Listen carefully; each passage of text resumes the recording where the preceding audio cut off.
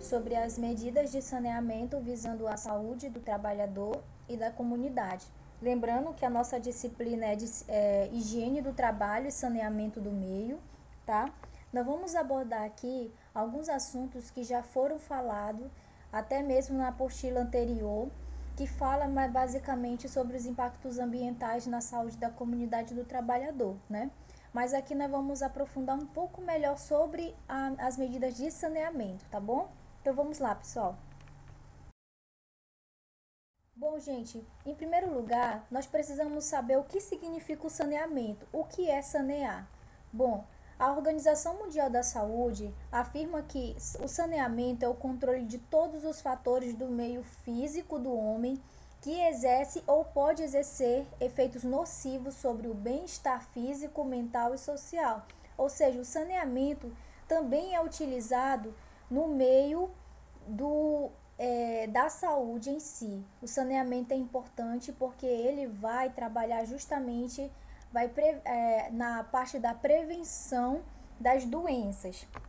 Então, o saneamento vem a ser também um conjunto de ações socioeconômicas que tem por objetivo alcançar a salubridade ambiental, ou seja, é necessário ter algumas ações, algumas medidas para que esse ambiente seja eficaz e que proporcione basicamente a saúde desse trabalhador ou dessa comunidade. Vamos lá, pessoal. Em relação ao saneamento, existem algumas ofertas do saneamento que através da infraestrutura que o poder público ele trabalha, que é em qual? Na questão do abastecimento de água. Toda cidade, município, até mesmo o interiorzinho, existe a questão do abastecimento de água. O saneamento inclui esse item, abastecimento de água. O saneamento inclui o sistema de esgoto, de coleta, de coleta desse esgoto, do tratamento desse esgoto. O saneamento também inclui a questão do destino final do lixo e também inclui as drenagens das águas fluviais. Existem outros pontos que o saneamento também trabalha, como por exemplo a questão do alimento, do transporte e meio ambiente, que aí a gente já abrange basicamente a vigilância sanitária, né? A vigilância em saúde. Aqui falando sobre o abastecimento de água, é importante saber que pode ser concebido e projetado para atender pequenos povoados ou grandes, né? Deixa eu pegar aqui minha canetinha, vou marcar texto. Pode ser em pequenos povoados ou grandes grupos, né? Grandes cidades, comunidades. E pode variar, esse abastecimento de água pode variar dependendo da característica dessa cidade ou desse povoado e do porte, né? As suas instalações vão variar nessa situação. Bom, a definição do abastecimento de água vem a ser basicamente o sistema, né?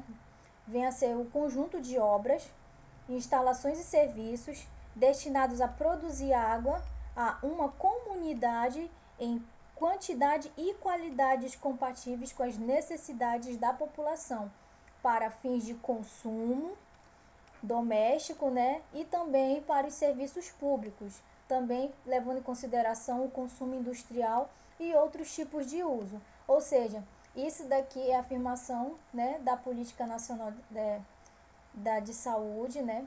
E também do Programa Nacional de Saúde. Vale ressaltar que esse abastecimento de água não é somente para a comunidade, para a população, ele vai ser utilizado também pelo poder público nos serviços públicos normais, né? Na jardinagem da cidade e tudo mais. Até mesmo a indústria vai usar e qualquer outras funções. E também existem normas que falam como tem que ser o critério dessa água, como é que tem que ser a qualidade dessa água, a questão do pH dela, da turbidez dessa água, todas as características de água, como é que tem que ser para cada grau, cada grupo, para a indústria, para serviços domésticos, para tomar água, para tomar banho, entendeu? Tem que ser diferente.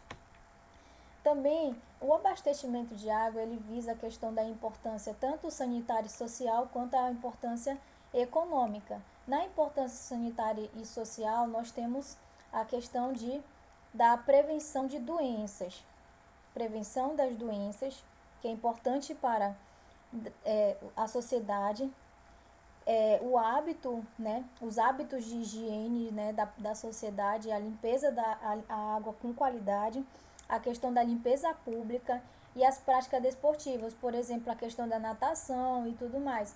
E até mesmo a pesca também, que pode ser considerado um esporte, e tem também a qualidade de vida em si da sociedade, ou seja, toda a comunidade ou grupos pequenos ou grandes vão necessitar dessa água, né? E ela tem grande importância sanitária e social. Sobre os aspectos de importância econômica, nós temos o aumento da vida média e a redução da mortalidade, porque eu vou estar utilizando essa água e tem que ser de qualidade. A redução das doenças de veiculação hídrica, se feito com eficácia esse cuidado dessa água antes de ser distribuído, e para o combate a incêndio, ou seja, essa água tem que estar disponível nessa comunidade. Existem leis, normas que proíbem que digamos assim, que a comunidade fica sem água. É importante relembrar, né, que algumas cidades tem alguns bairros que faltam água, que vem assim, dia sim ou dia não, né? Mas o importante é que venha ter água, pelo menos que não venha faltar água para essa pessoa. Por isso que às vezes é importante ressaltar a importância que dessas casas terem os seus próprios reservatórios de água, né? De 1.000 litros, de 500 litros, e assim vai, dependendo da quantidade das pessoas nessa família. Sobre o sistema de abastecimento de água ainda, é importante ressaltar também a questão do que existe dois tipos de solução para esse abastecimento. Pode ser uma solução individual ou pode ser uma solução coletiva. Quando é individual? Ou, por exemplo, geralmente a solução individual vai ser considerada aquelas casas que moram longe da comunidade em si, né? Que são os sítios, as fazendas, né? Aquelas casas que ficam longe umas das outras, que vão utilizar o meio de mais fácil, que é a questão do poço caipira, que chama também. E nós temos as soluções coletivas. Ah, mas solução coletiva não utiliza poço? Bom, depende, porque existe algumas cidades, algumas comunidades que eles fazem poços artesianos e utilizam um reservatório bem grande naquele local, no centro, no topo mais alto, e distribui para as casas seguintes, tá? A forma de captação dessa água vai ser através das precipitações da chuva, que são locais que vão utilizar a questão das cisternas, né, para poder fazer a captação dessas águas. Nós vamos ter a captação de nascentes de encostas, que isso acontece muito, por exemplo, aqui no município de Tucuruí, no bairro, ali na região do quilômetro 4, utilizadas nascentes para poder abastecer a maioria dos bairros daqui da cidade. Temos também a questão dos lençóis freáticos também, que esse aqui é bem comum para as casas que utilizam poço, né? A poço artesiano ou poço caipira, como vocês veem nessa imagem aqui, o poço artesiano e o poço jorrante, que não é muito comum entre nós, né? E aqui nós também pode ser utilizado o subterrâneo, que é mais, digamos assim, mais profundo comparado aos lençóis freáticos. Ignore aqui a palavra aqui que está escrita errado. E também tem a captação os manais de superfícies, né? A maioria de algumas cidades utiliza os rios que passam próximo para poder fazer abastecimento dessa água e distribuir para as casas, ok? Tá. Quando nós falamos do abastecimento do sistema de esgoto em si, nós estamos falando do sistema de coleta de esgoto, né? Que é o seguinte, nós vamos que basicamente, pessoal, os dejetos humanos, né? Eles podem ser veículos de vários patógenos que podem causar doenças, tá? E como, né? Podem causar. Diante dessa situação de esses dejetos humanos serem veículos para poder causar doença, é importante, é indispensável que esse esgoto seja afastado do homem em si, né, para não causar doença, da água do abastecimento, porque o homem vai utilizar essa água para beber, para tomar banho, para os usos domésticos, e dos vetores. Por que os vetores? Porque esses vetores, se eles entrarem em contato com o esgoto, ele pode levar a contaminação para o homem em si, e até mesmo para os alimentos, tá? Bom, pessoal, em relação a isso também vale ressaltar que nós temos uma importância sanitária em relação ao esgoto. Quando a gente trabalha esse esgoto, nós estamos também impedindo que o homem venha ser contaminados pelo esgoto para não causar essas doenças. Nós vamos diminuir o número de pessoas que vai adoecer, o número de hospitalizações, o número de medicamentos. Isso é muito importante para a questão da economia, da saúde pública e a importância sanitária. Bom, essa imagem aqui mostra o modo de propagação das doenças por excrementos humanos. Vocês observam aqui no esquema as excretas, que eles podem, se elas podem passar a contaminação para as mãos, para esses vetores que estão ali próximo dessas excretas, para o solo, se esse indivíduo for, digamos assim, defecar no local do solo, e na água, se esse solo, durante a chuva, carregar essas fezes para dentro de alguns dos mananciais. E aí vocês verificam que essa água ela pode contaminar tanto os alimentos, porque vai ser utilizado para lavar de alimentos, e tanto para a boca e para a pele, para pessoas que vai utilizar como forma de balneário, de lazer, né? As mãos podem contaminar os alimentos e para a boca e para a pele, né? Os vetores podem contaminar os alimentos, vai pousar ali a mosca e tudo mais depois de ter passado pelas excretas, né? O solo pode, digamos assim, por causa dos vetores que vai tocar nesse solo também, e esse solo também na diante dos alimentos também. E nós temos o alimento que pode contaminar a boca e tudo isso para gerar a doença. Vocês veem aqui esse modo de propagação, por isso que é muito importante estudar e levar em consideração a importância dessa coleta de esgoto, desse tratamento correto, tá? Bom, pessoal, existem várias consequências desses poluentes encontrados nos esgotos, né? Nós temos alguns poluentes que podem ser sólidos em suspensão, os sólidos flutuantes. De suspensão, nós temos os sólidos em suspensão totais, que são os domésticos ou industriais, né? Esse esgoto doméstico ou industrial, que pode trazer consequências como problemas estéticos, depósito de lodo e tudo mais. Nós temos a questão dos sólidos flutuantes, né? Que pode ser a questão dos óleos e graxas, são lixos domésticos e industriais e pode trazer problemas estéticos. Material orgânico biodegradável, né? Que pode trazer o consumo excessivo de oxigênio se for jogado, por exemplo, diretamente na água. Os patógenos também, nutrientes e os compostos não biodegradáveis. Vocês observam aqui os parâmetros de caracterização desses poluentes e os tipos de efluentes, da onde é que ele está vindo, né? E nós temos as consequências de cada um desses efluentes. Sobre o destino de lixo, observe que nós temos diversos destinos do lixo em si, mas o principal aqui no Brasil é o lixão a céu aberto, né? O lixo a céu aberto, que esse destino é muito utilizado no Brasil e ele consiste principalmente em retirar todo o lixo orgânico e material das residências, comércios e indústrias, despejando-os em grandes áreas a céu aberto. O problema que vocês observam nessa imagem são pessoas que não têm uma condição, né? E eles vão utilizar desses lixos para poder se suprir.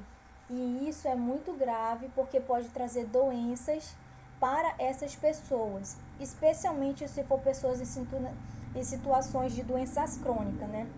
Que elas já se encaixam em grupos vulneráveis, essas pessoas que vão coletar aqui. Tá. O negócio é que essa situação aqui do lixo a céu aberto, ele pode ser um verdadeiro foco de doenças, além do mau cheiro que exalam. Sabendo disso, é por isso que é importante fazer esse cuidado desse lixo aqui, porque eles podem proliferar a questão da doença, não só as pessoas que vão fazer a coleta, mas o grupo de casas que moram próximo a esse lixão, né? O mau cheiro, que também pode ser muito prejudicial. Nós temos a questão ao entrar em putrefação, né? Que quando vem ficar podre esse lixo, os materiais orgânicos eles podem produzir o chorume. É importante ressaltar que o chorume, pessoal, não é aquele líquido ali que quando você verifica, você vê que é jogado o lixo lá no carro do lixo, vocês vê aquela água saindo. Não, aquilo não é o chorume em si. O chorume em si é um líquido já meio espesso e preto, que é basicamente originado pela decomposição de muito tempo daquele lixo. Aí ele fica grosso e espesso. E o problema disso é que ele pode atingir os rios, os lagos e os lençóis freáticos que tiver próximo, né? E aí pode trazer grandes doenças e até mesmo essa poluição ambiental pode trazer problemas para os animais que habitam ali naquela região. Bom, existem outros tipos de formas de destinação final do lixo que vocês observam aqui, que nós temos a questão dos aterros sanitários, que existe uma legislação própria, é feito por os engenheiros sanitaristas, a toda a dimensão e o tempo de como é que é feito esse aterro sanitário. Nós temos uma outra forma que é a compostagem, né? Que é quando eles utilizam os materiais orgânicos, eles vão fazer esse material orgânico misturando com o adubo, até quando eles se formarem um só, esse adubo vai ser utilizado para plantações, para o meio de agricultura. E nós temos a questão da incineração, que é utilizado muito para materiais da saúde, né? Que não pode entrar em contato, não pode ser jogado de qualquer jeito no meio ambiente, como os perfurocortantes, os materiais biológicos especialmente, né? Que são amputações de alguma cirurgia e tudo mais. Nós temos também a questão da coleta seletiva, né? Essa coleta seletiva, ela é muito propagada entre as comunidades, porque essa coleta visa justamente a reciclagem desses materiais. Por exemplo, ultimamente os materiais mais utilizados são os plásticos para reciclagem ou reutilização, basicamente, porque muita gente utiliza as garrafas PET para poder fazer artesanatos, utilização de papéis para reciclagem, o vidro para também reciclagem, material orgânico para a questão da compostagem, né? E o metal para reciclagem e outros, né?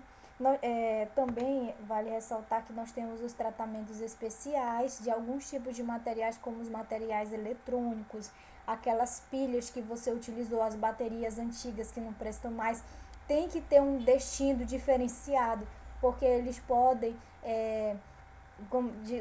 como eu posso dizer, eles podem liberar alguns produtos químicos que podem ser prejudicial à natureza e ao próprio ser humano. Sobre a drenagem das águas fluviais, o que é formado por estruturas e instalações de engenharia, que ela é destinada ao transporte, né? Pode ser para retenção, o tratamento e a disposição dessas águas das chuvas, viu? Ou seja, quando a gente vê aqueles túbulos grandões, não quer dizer que ele vai carregar esgoto, mas sim águas fluviais. E a gente vê muitos erros, né, nas cidades. Existe uma classificação das drenagens das águas fluviais, que é a microdrenagem e a macrodrenagem. A microdrenagem, ela é um sistema que inclui a coleta de águas superficiais ou subterrâneas através de pequenas e médias galerias. A gente vê muita microdrenagem iniciando nas casas, aquelas calhas que ficam na casa, que desce pelo cano e vai para uma galeria pequena para poder chegar até a rua, a microdrenagem, por exemplo. Nós temos a macrodrenagem, que já engloba um sistema, né? É um sistema que engloba uma rede da microdrenagem em si, as galerias de grande porte e o corpo receptor de águas, porque pode ser um rio ou algum canal ali ou algum manancial. Falando sobre as estruturas de um sistema de drenagem, nós temos algumas estruturas que nós temos, por exemplo, o guia ou meio-fio, que é muito comum que vocês viram. Vale ressaltar que todos esses meio-fio, essas guias, elas têm uma dimensão, é trabalhado, é feito todo um cálculo de engenharia para poder ser construído e não transbordar durante a chuva para outras regiões. Nós temos a sarjeta, lembrando que o meio-fio é essa região aqui e a sarjeta é essa base aqui. Existe um cálculo entre a guia e o meio-fio e a sarjeta para reter essa água durante a chuva. Não é de qualquer jeito, viu, gente? Nós temos as bocas de lobo ou os bueiros, que vocês observam nessa imagem aqui. Nós temos as galerias, que são essas grandes tubulações aqui. E nós temos os postos de visita, que são essas entradas assim no meio da rua, quando vocês veem digamos assim, uma estrutura redonda, pode ser um posto de visita, até mesmo escrito posto de visita ali, onde a pessoa pode ter o acesso para verificar a qualidade daquela galeria e da onde tem. Lembrando que existe toda uma dimensão para poder construir essas galerias também, porque tem algumas regiões, em algumas cidades que tem, por exemplo, muita ladeira, essas tubulações vão ser mais altas e a outras vai ter uma ligação mais baixa. E o intuito não é ter água muito tempo retida aqui, mas sim ter uma tubulação mais baixa possível, com uma vazão, né, para poder distribuir e chegar até os rios e outros canais. Nós temos a questão da bacia de amortecimento, que algumas cidades grandes já aderiram, que essa bacia de amortecimento é como se fosse um período, uma estação de água para verter uma parte dessa água das chuvas para poder ser drenado para os rios e para os mananciais. E é isso, pessoal. Assim nós finalizamos a nossa aula e muito obrigada.